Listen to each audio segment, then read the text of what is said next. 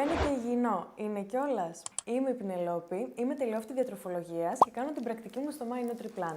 Πάμε λοιπόν σήμερα να δούμε άλλο ένα πολύ δημοφιλές τρόφιμο πρωινού, που είναι το ψωμάκι για τόστ. Να δούμε λίγο τη διατροφική του ετικέτα, τι μπορεί να περιέχει και τι πρέπει να προσέξεις.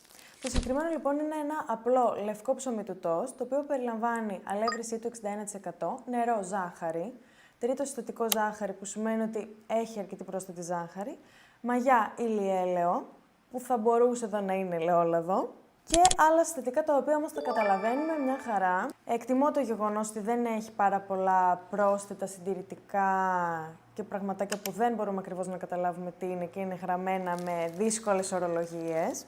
Το συγκεκριμένο λοιπόν ψωμάκι είναι πλούσιο σε απλά σάκχαρα, που σημαίνει ότι δεν θα μας χορτάσει πάρα πολύ.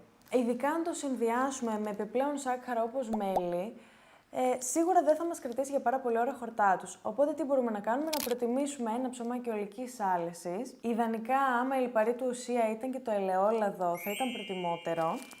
Και να το συνδυάσουμε από πάνω με κάποια πρωτεΐνη όπως τυράκι, αυγό, και έτσι να κάνουμε ένα πολύ πιο πλούσιο και θρεπτικό πρωινό, το οποίο θα μας χορτάσει για περισσότερες ώρες, δίνοντάς μας περίπου την ίδια ενέργεια που θα μας έδινε και ένα απλό τοστάκι.